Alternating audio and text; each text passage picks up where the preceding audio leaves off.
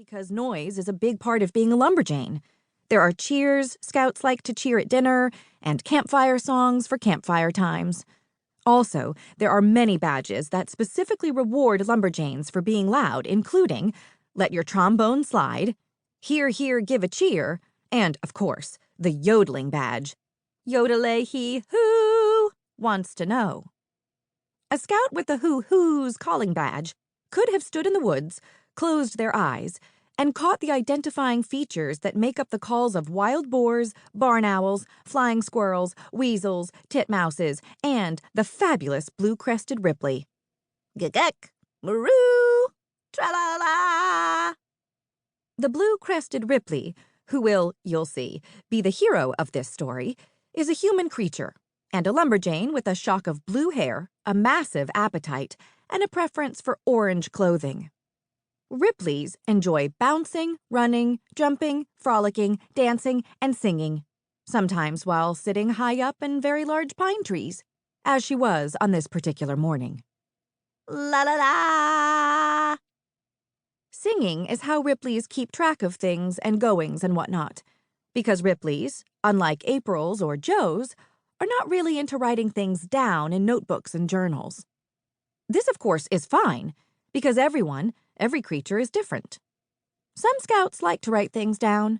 Some, like Ripley's very good friend and fellow Roanoke cabin member April, like to write and underline things, and draw a picture, and write more notes, and then highlight the whole thing with a bright yellow highlighter. Some don't. For Ripley, writing things down was a very slow process that was very unlike bouncing, which Ripley much preferred. Singing is a little like bouncing, especially if the song comes from that bouncy castle in your heart. On this day, Ripley was singing about a mouse named Castor, who was also a moon pirate, and whose lumberjane story had come to a close recently, when she climbed back into her space pirate ship and soared up into the sky. "Castor loves cheese," Ripley sang. "And glitter, if you please. She lives on a ship. She's taken a trip to the moon. What else is happening? Well, let's see. Lots of things happen to me. So also I have found." Ripley flipped her legs up and tipped backward, swinging around and grabbing onto the branch. Still holding on with one hand, she dangled down over a big nest of really, really, really, really big golden eggs. Of course, when describing something as big or little, it is worth noting that big and little are subjective terms, which is to say, one person's notion of big could be relatively small compared with someone else's. This is most often noted when cake is being served. Still, most people would have to admit that the nest below Ripley was huge. It was as big as a cabin. The eggs, most of the eggs, were as big as Ripley, with one exception. "And a little gold egg that I like best." Eggie was a smaller basketball-size egg that Ripley had noticed on the edge of the nest. "Hello, Eggie," Ripley trilled happily.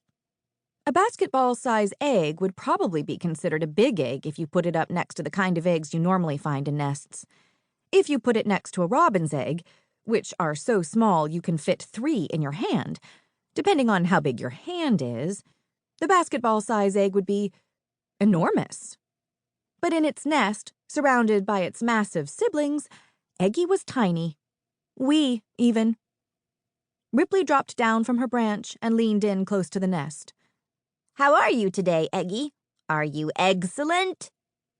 Eggs generally do not make noise, yet. They are pre-noise, so Eggie said nothing. But Ripley liked to say encouraging things to it all the same. "Anyway," Ripley said, smiling at Eggie, "it was really nice hanging out with you. I gotta go, but I'll see you tomorrow, okay?" Eggie sat silent.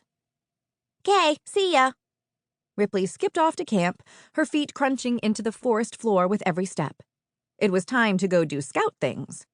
The day and the story of Ripley was just beginning, and there was much to do.